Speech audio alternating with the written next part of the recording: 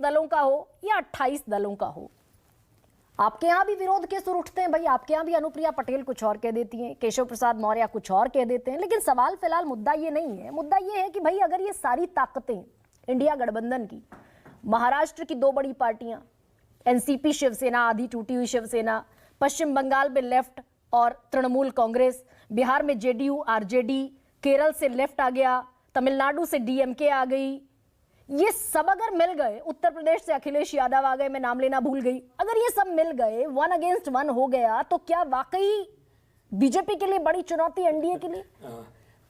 गरिमा जी, आप एक ऐसी संभावना को व्यक्त कर रही हैं जो कभी भी संभव नहीं है। अभी आप देखिए INDIA के साथियों में अभी इस छोटे से 3-4 राज्यों के चुनाव में भी सहमति नहीं बन पा रही थी।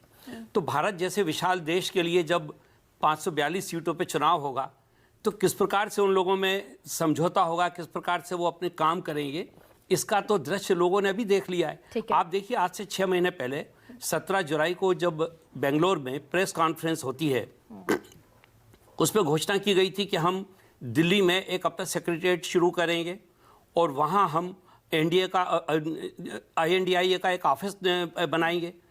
आज तक ना सेक्रेटरीट बन पाया, ना आज तक कोई उनका कॉमन मिनिमम प्रोग्राम भी देश के सामने नहीं आया। ये बात ठीक है। और देखिए दूसरी बात, ये लोकतंत्र की बात करते हैं, मैं सोचता हूँ शायद सबसे ज़्यादा लोकतंत्र का नुकसान तो INDIA कर रहा है। लोकतंत्र के लिए सबसे ज़्यादा जरूरी है कि एक मजबूत विपक्ष सामने हो। ये विपक्ष की भूमिका ही नहीं निभा पा रहे।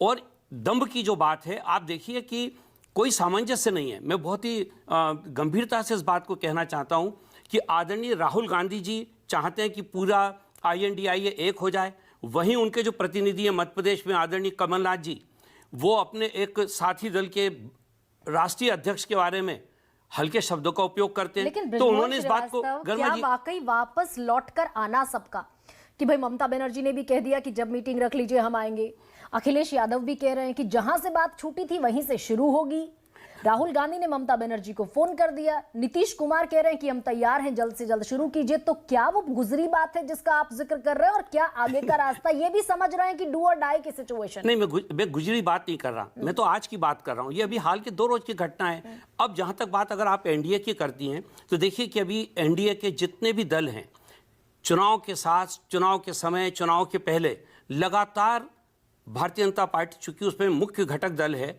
उसने लगातार अपने साथियों के साथ संवाद बना के रखा और हर जगह उन मुद्दों पे उन्होंने सहमति ली जिनके लिए उनको लगता था कि यहाँ पर अगर कोई हमारा साथी है, उसका अगर थोड़ा सा भी अगर वोट शेयर है, थोड़ी सी भी उसका महत्व है, तो उसको हम बुला के बातचीत करें।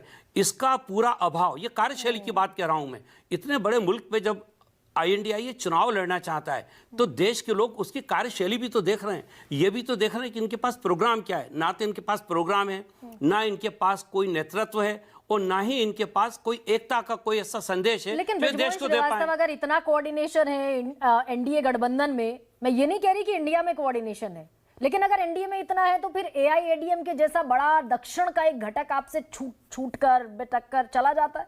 हाँ ठीक है, वो उनके स्थानीय मुद्दों पे गया, लेकिन वो उनके स्थानीय मुद्दे हैं। ये नहीं है कि एनडीए के साथ उनका किसी प्रकार का मतभेद हुआ है। एनडीए में पूरी पारदर्शिता के साथ बात हो रही है और हमारे पास एक मजबूत नेता हैं आदरणीय नरेंद्र मोदी जी के रूप में, जिनकी बातों पर देश के लोगों को विश्वास है। और इसका एक बहुत बड़ा उदाहरण अभी हाल के चुनाव है।